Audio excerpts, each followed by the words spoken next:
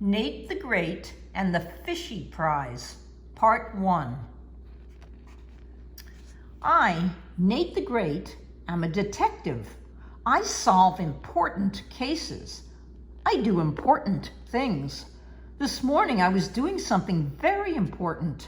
I was at the supermarket buying dog shampoo for my dog Sludge. Today, Sludge was going to be in a contest in the park to choose the smartest pet in the neighborhood. I, Nate the Great, knew that Sludge was the smartest and the dirtiest. I wanted Sludge to be a clean winner.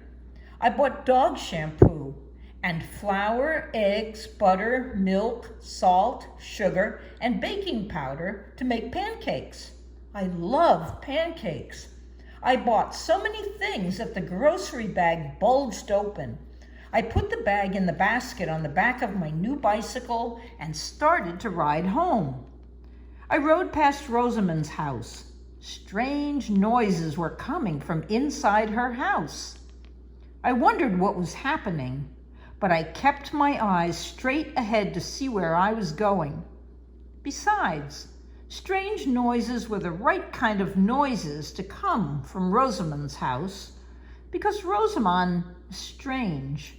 When I got home, Sludge was waiting for me. "I bought you some shampoo," I said. Sludge did not think that was good news. Sludge hates baths. I put the grocery bag on the floor. Before I could unpack it, the telephone rang. Rosamond was calling me.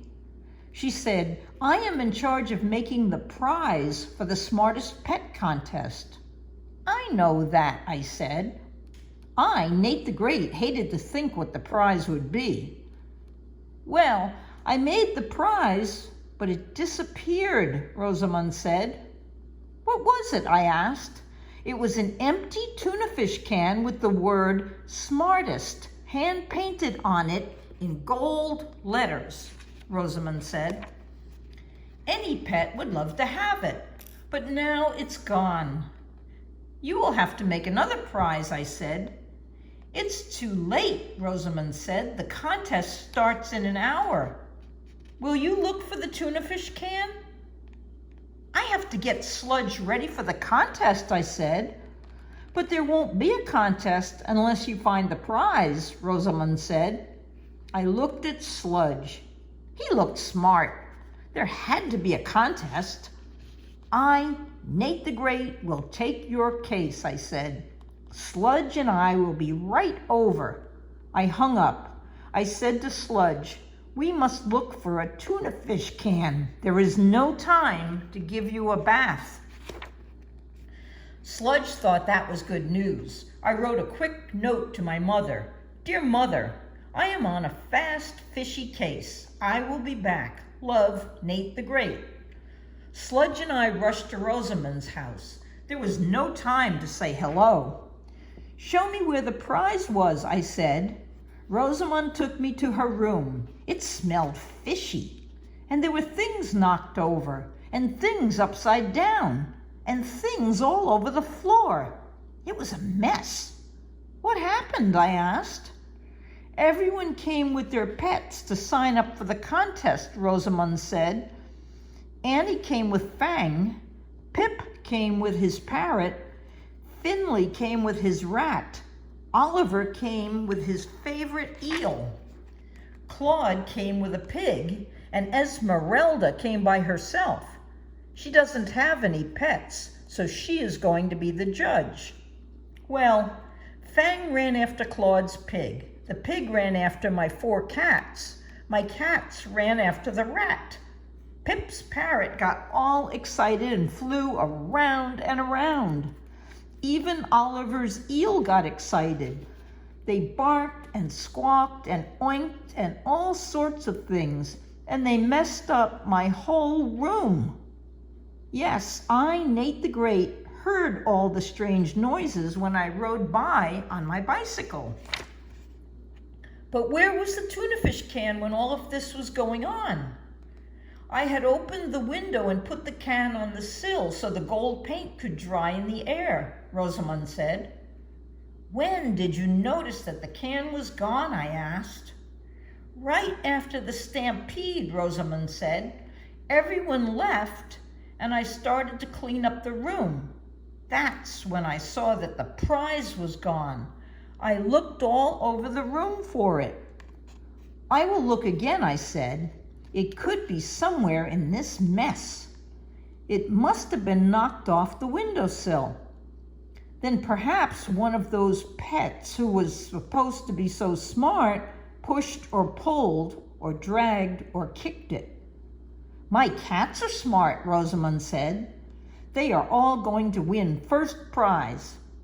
Rosamond's cats could win first prize for being strange. I, Nate the Great, looked around the room. Did you paint the can in this room? I asked. No, Rosamond said. Good. I am looking for smudges of gold paint. They might be a clue to where the can went. But if you had painted in this room, you could have left smudges. I don't smudge, Rosamond said. I, Nate the Great, went to the windowsill. If I could find smudges of gold paint inside the sill or outside the sill, I would know whether the can went inside or outside. But the can had not left any clues behind. Sludge was sniffing and sniffing. I asked Rosamond, did you wash the tuna fish can before you made it into a prize? Sort of, Rosamond said. Sort of? I said, how do you sort of wash a tuna fish can? My cats licked it, Rosamond said. They do a good job. They love tuna fish. But they don't use soap, I said. That means the prize may still smell fishy. That is a clue. I turned to Sludge. Fishy smell, I said. Sludge and I could not find the can in Rosamond's room. The can is not here, I said. Perhaps it went out the window. Sludge and I rushed outside. We looked around. There was no tuna fish can. There was no smudges of gold paint. There was nothing but a sidewalk. We walked back and forth. Perhaps the can had been pushed or pulled or dragged or kicked up the street or down the street. But we could not find anything. The end of part 1. Good night, Sophie. Good night, Sammy.